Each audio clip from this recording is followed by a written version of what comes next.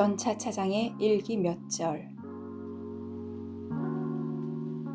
11월 15일 담.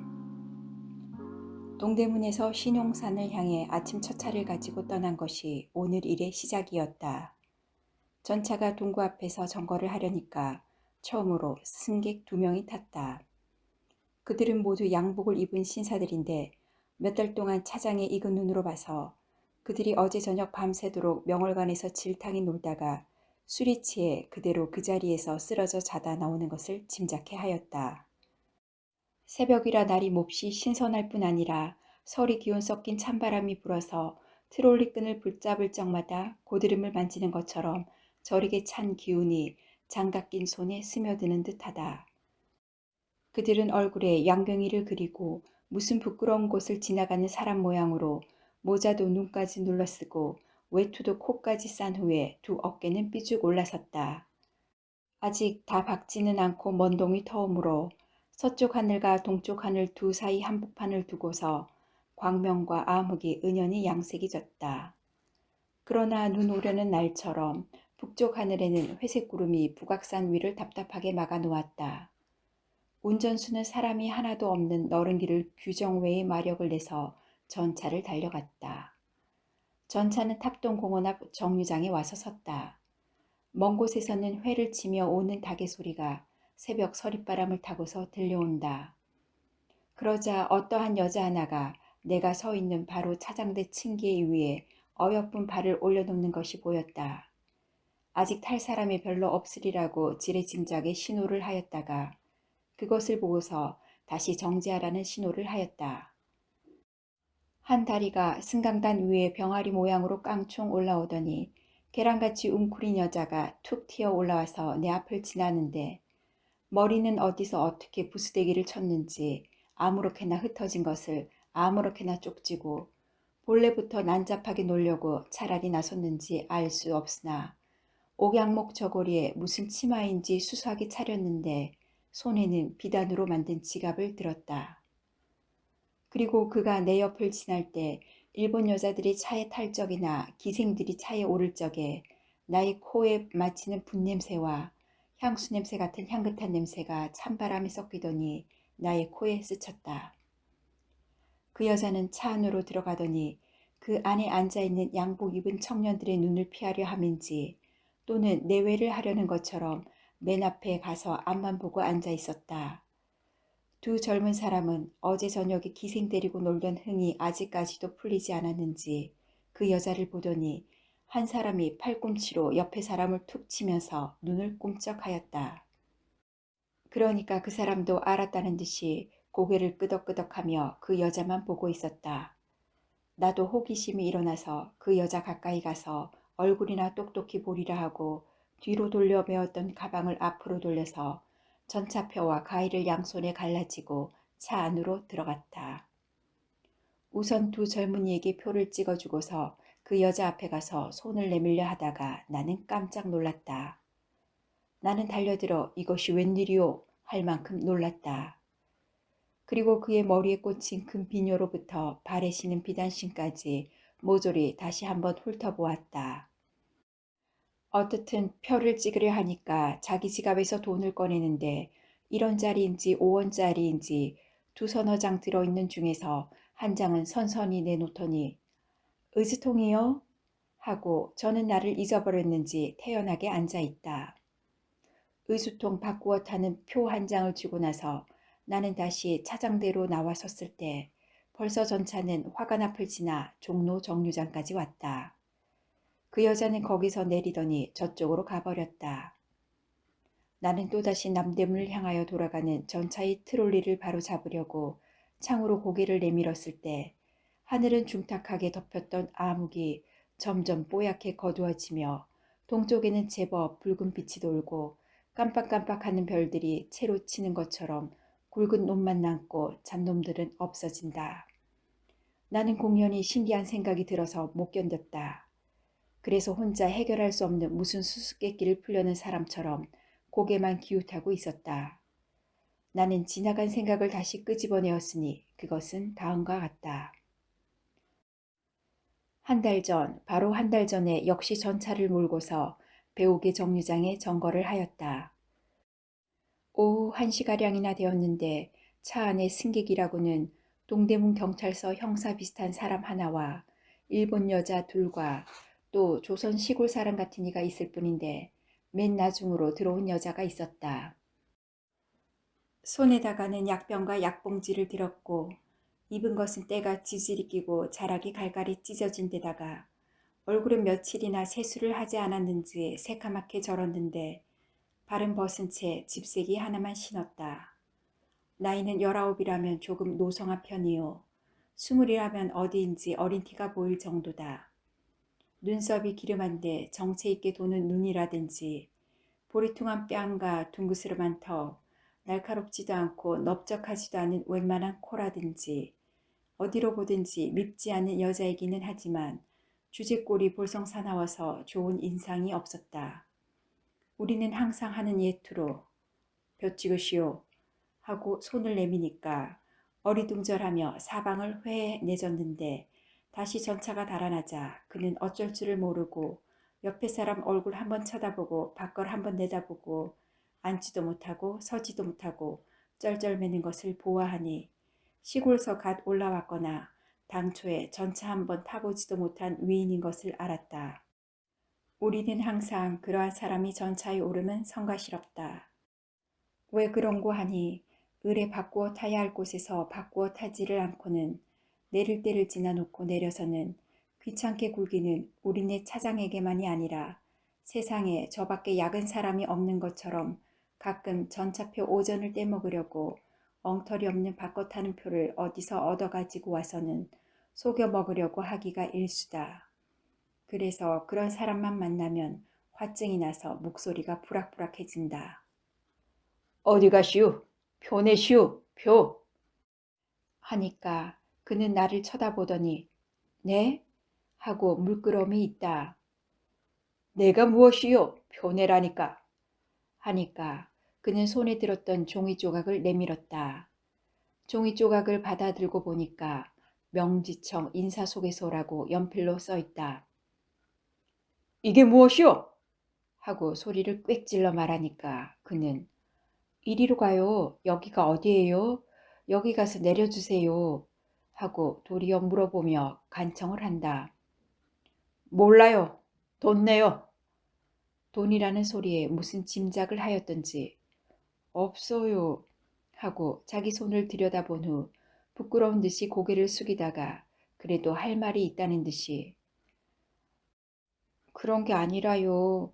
제가 시골서 올라온 지가 한 달이나 되는데 먹을 것도 없고 입을 것도 없어서 동막 어느 집에서 고용살이를 하다가 몸에 병이 나서 병원에 다녀오는데 이것을 써주며 그리로 가면 된다고 해서 그리로 가요. 모든 일은 다 알았다. 총독부 의원 무료 치료실에 갔다가 의사나 병원에 있는 사람이 정상을 가련히 생각하고 인사상담소를 가르쳐 준 것일 게다. 가 서울로 올라와서 돈도 없이 차를 탄 것도 사실인데 어떻든 그때의 나의 마음에서는 알 수 없는 동정심이 나는 동시 마음이 약한 나는 그를 다시 전차에서 내려 쫓을 수는 없었다. 그래서 어찌하면 좋을까? 그대로 태우자니 규칙 위반이요. 그렇다고 내려 쫓을 수는 없는데 하는 생각을 하며 차장대에 내려섰다가 전차가 황금정에 왔을 때 나는 다시 그 앞에 가서 바꾸어 타는 표 한 장을 찍어주며 왜 돈도 없이 전차를 탔소? 하고 한 번 딱 일러서 법을 가르친 후 자, 이것을 가지고 요다음 점거하거든 내리우. 이것도 특별히 당신을 생각하여 주는 것이오.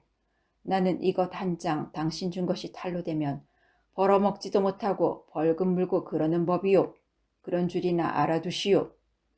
하니까 그는 고맙다는 듯이 고개를 끄덕끄덕 하였다. 오늘 아침에 만난 여자가 바로 그 여자다. 한 달 전에 오전이 없어서 나에게 은혜를 입던 그 여자가 오늘은 말쑥한 모양꾼이다. 내가 언제든지 여자로 타고나는 것, 그것이 무한한 보배라고 생각을 하였더니 나는 그 생각이 들어맞았다. 여자는 마음 한 번 쓰는데 당장에 백만장자의 아내가 될 수 있고 추파를 한 번 보내는데 여러 남자의 끔찍한 사랑을 받을 수가 있는 것이다.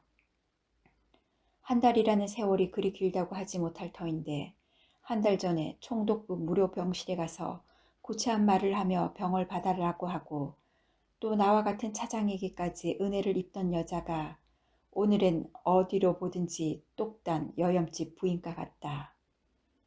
우리 같은 사람은 가진 박대야 모든 수고를 맛볼 대로 맛보며 근근히 번다 해야 한 달에 단돈 몇십 원을 벌지 못하며 우리가 참으로 성공을 해보려면 아까운 젊은 시대를 무참히 갓난신고 중에 보내고도 될지 말지 한 일이다. 하루 종일 차장대에 섰기도 하며 또는 승객의 표를 찍어주기도 하는 동안에 나로서는 말할 수 없고 내가 나이 21살이 되도록 느껴보지 못한 감정이 내 몸속에 스며드는 듯 하였다. 아직까지 나의 젊은 피는 비린내가 난다. 그 피가 자결을 하지 못하였으며 순화하고 정화하지 못하였다.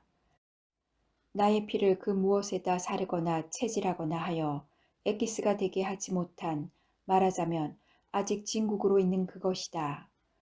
나는 웬일인지 오늘 그 여자를 본 후로는 나의 가슴 속에 있는 피가 한 귀퉁이에서부터 타오르기를 시작하여 석쇠 위에 염통을 저며놓고 그것을 들여다보는 듯이 지지 타는 속에서도 무슨 새 생명이 불 위에 떨어져 그 불을 더 일으키는 듯한 느낌이 있었다. 그러나 그 여자는 의주통으로 향하여 가버렸다.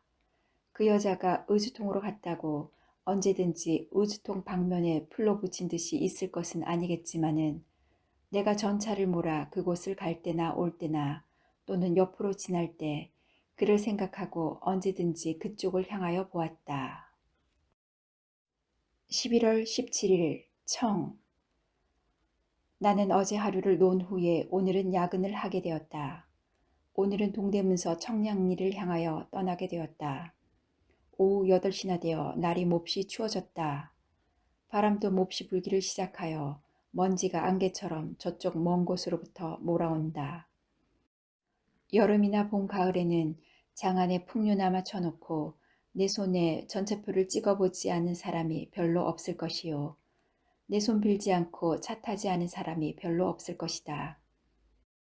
그러나 오늘은 일요일은 일요일이지만은 나뭇잎은 어느덧 환란이 들어서 시름 없이 떨어지고 수척한 나무들이 하늘을 뚫을 듯이 우뚝우뚝 솟았는데 갈가마귀 떼들이 보금자리로 돌아간 지도 얼마 되지 않고 다만 시골의 나무장수와 소몰이꾼들이 어디여 이놈의 소 하는 소리가 들릴 뿐이다. 탁골 승방 영도사 또는 청량사 들어가는 어기는 웬일인지 전보다 더욱 쓸쓸해 보인다. 우리 차는 다시 동대문을 갖다 놓았다. 나가 트롤리를 돌려대고 다시 차 안에 올라가서 차 떠날 준비를 하려 할 때 차 안을 들여다보니까 그저께 새벽에 만났던 여자가 그 안에 앉아 있다.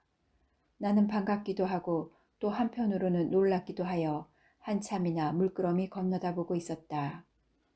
가슴 속에서 타기를 그쳤던 그 피가 다시 한꺼번에 활짝 타오르기를 시작하였다. 그리고 속으로는 에? 이거 자주 만난다? 하는 생각이 나면서 웬일인지 차디차게 식은땀이 뒷잔등이에 솟아오르는 것을 깨달았다. 전차가 떠나기를 시작한 후 전차표를 받으러 속으로 들어갈 때에 나는 또다시 그에게 그의 손으로 주는 차표를 받을 생각을 하니까 웬일인지 공연히 마음이 두근두근 하여지는 것이 온몸이 확확 다른 듯 하였다. 두어 사람의 표를 찍어준 뒤에 나는 그 여자 앞에 가서 손을 내밀었다. 그때 나의 생각은 관습적으로 나의 손을 내밀면은 을의 정과 같이 지갑을 열어서 그 속으로부터 돈을 끄집어내려니 하였다. 그러면 내 손으로 찍어서 내 손으로 주는 전차표를 그 여자는 가지고 앉아 있다가 그것을 다시 운전수에게 주고 내리려니 하였다. 그러나 그 여자는 나의 손 내미는 것은 본체만치 하였다. 도리어 성난 사람처럼 암상스러운 얼굴로 딴 곳만 보고 앉았다. 표 찍으시오 하고 나는 그에게 주의하기를 재촉하였으나 그는 역시 아무 말 없이 앉아 있다가 나를 한번 흘끔 쳐다보는 게 어쩐지 거만한 듯 하였다. 그러더니 다시 저쪽 두어 사람이나 격하여 앉아있는 사람 하나를 고개를 기웃하고 건너다 보았다. 그러니까 그 앉아있는 사람이 잊어버렸던 것을 깨달은 것처럼 잠깐 놀라는 듯한 표정을 하더니 주머니에서 돈지갑을 꺼내며 여기 있어 하고 금태 안경 너머로 검은 눈동자를 흘기며 나를 불렀다. 이게 웬 것이냐 하는 놀라운 생각이 나며 하는 수 없이 그 남자 편으로 가려 하나 그 여자를 다른 사람처럼 그대로 본체만 채 획 돌아설 수는 없었다. 나는 다시 한번 그 여자를 훑어본 후 그 남자 금태 안경 쓰고 윗수염을 까뭇까뭇하게 기르고 두 눈 가장자리가 푸르퉁하고 콧날이 오똑한 30이 너물락말락한 사람으로 얼핏 보며 미두시장이 아니면 천냥만냥패 같은 사람. 에게로 가니까 그는 자랑스러운 듯이 지갑 속에서 1원짜리 한 장을 꺼내어 할인 승차권 하나를 사더니 석장만 찍으라 하였다. 나는 석장 찍으라는 소리에 그 옆에 앉아있는 양복 얌전하게 입고 얼굴이 대리석으로 깎은 듯한 그리스 타입의 청년이 같이 가는 남자인 것을 알게 되었다. 차표를 다 찍어주고 차장대에 나와 섰을 때에 웬일인지 그 차표 내주던 남자가 밉고 또는 더럽고 질투성스러워 못 견디었다. 전차가 영도사 들어가는 어귀에 정거를 하자 그들은 거기서 내렸다. 이것을 보고서 나는 의심이 일어나기 시작하였다. 그 차표를 사던 남자가 나의 눈으로 보기에 어째 불황성을 띈 듯하였고 또는 그 눈이나 입 가장자리가 몹시 음탕하여 보였으며 그가 그 여자를 데리고 음부탕자가 비교적 많이 오는 한적한 절로 들어가는 것이 장차 무슨 음탕한 사실이 그 속에 생길 듯하여 공연히 그 남자가 미운 동시에 끌려가는 그 여자에게 동정이 갔다. 전차 차장의 직업이 그리 귀하지도 못한 것을 나는 안다.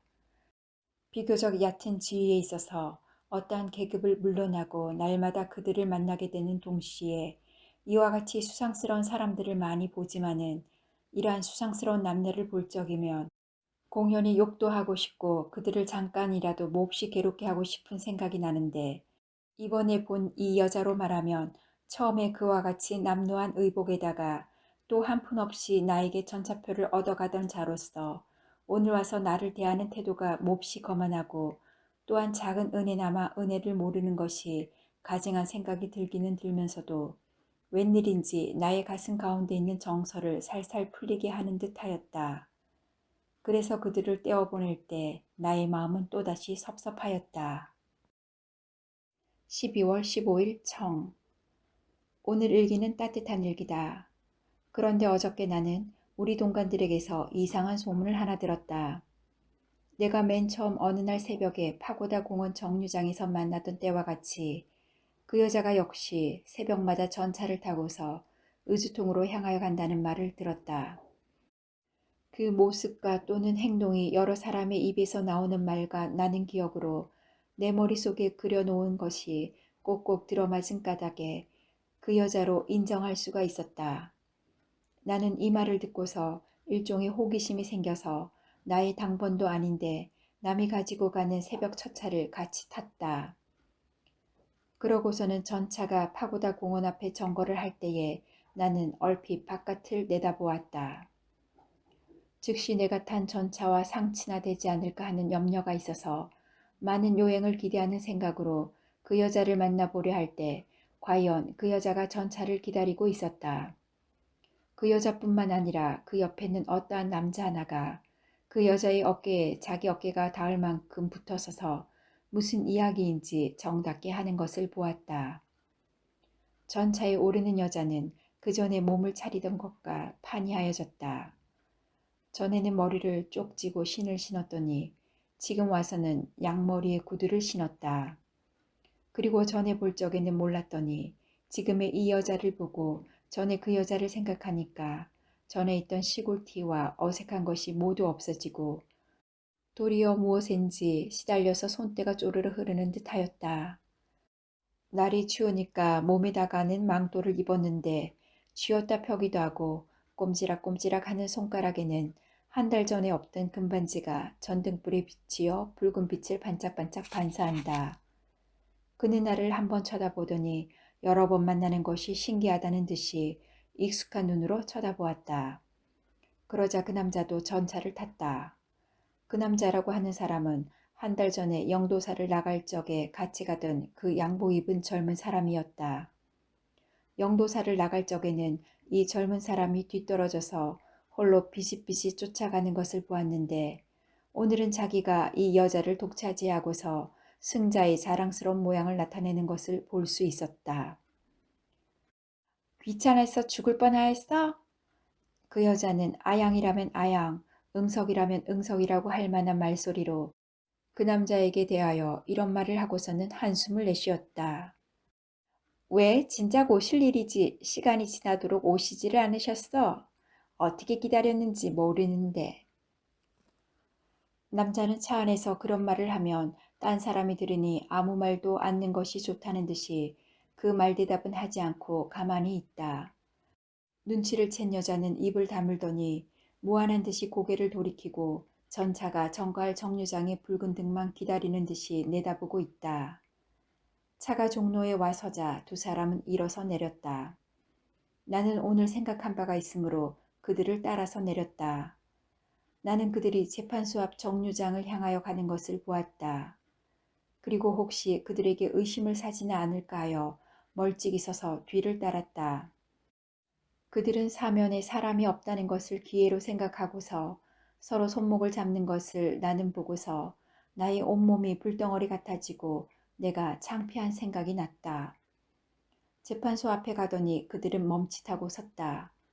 그리고 무엇이라 무엇이라 하더니 다시 그들은 재판소 옆 좁은 골목으로 들어섰다.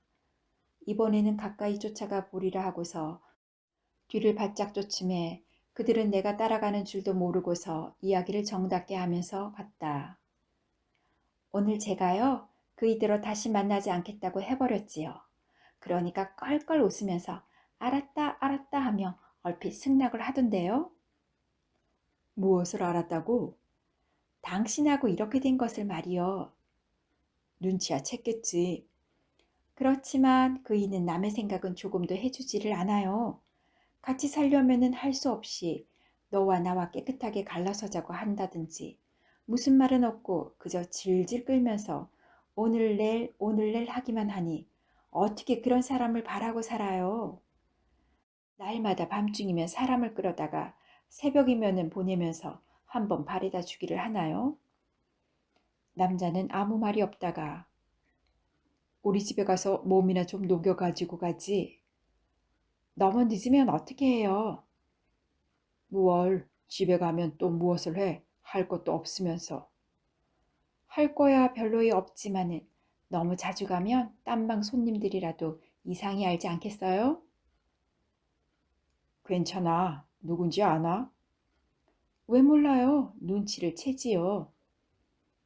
이렇게 말을 하는 동안에 어느덧 어떠한 여관 앞에 두 사람이 서 있었다. 그 여관 문 개구멍으로 손을 넣어 고리를 벗기더니 두 사람은 종적을 감추어 버렸다. 나는 다시 어찌할 수가 없었다. 앞길을 탁 막아 놓은 것 같이 멀거니 서 있기만 하였다. 그 여관 속에는 반드시 무슨 수상한 일이 있을 것을 알았으나 그것을 알 길이 없었다. 하는 수 없이 멍멍이 돌아올 때 그 집 담 모퉁이를 돌아서려니까 불이 환하게 비치는 들창 속에서 남자와 여자의 짓거리는 소리가 들리며 미닫이를 닫는 소리가 들렸다. 나는 옳지, 이 방이로구나 하는 생각이 들며 귀를 기울여 듣고 있었다.